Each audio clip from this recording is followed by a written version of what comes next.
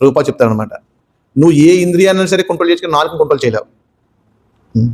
నాలుగు ఒక దాన్ని కంట్రోల్ చేస్తే అన్ని ఇంద్రియాలు కంట్రోల్కి వచ్చేస్తాయి అనమాట. ప్రభుపాద ఒక ఉదాహరణ చెప్తారనమాట. పళ్ళుకి నాలుగుకి పోటీ వచ్చిందనమాట. పళ్ళు ఏమని అంటే, నేను చాలా గట్టిగా ఉంటాను, నా లోపల ఉంటాను కాబట్టి నాలుగు నీకు రక్షణ ఉంది, లేదా నీకు రక్షణ లేదని అంటుంది అనమాట. పళ్ళు అంటే అట.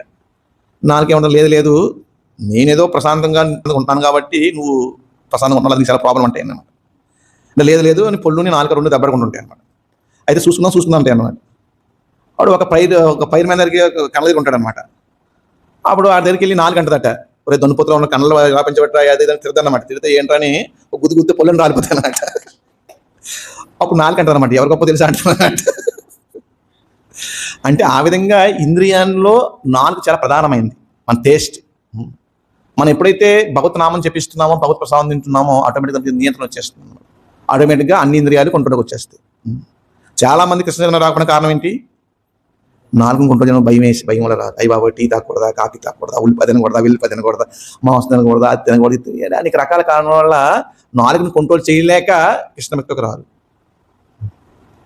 కానీ మనం హరే కృష్ణ మతం చేస్తూ ఉన్నప్పుడు ఆటోమేటిక్గా నాలుగు కంట్రోల్కి వచ్చేస్తుంది. ఇప్పుడు అందుకే ఎవరైతే హరినామం చేస్తున్న భక్తులు ఉంటారో వాళ్ళ నాలుగు మీద భగవంతుని యొక్క నామ నాట్యం చేస్తూ ఉంటారు. ఆటోమేటిక్ పవిత్రం అయిపోతుంది ఆటోమేటిక్. ఈ విధంగా మన ఇంద్రియాలని భగవత్ సేవలో వినియోగించడానికి మనం భగవత్ సేవ చేస్తూ ఉండాలి.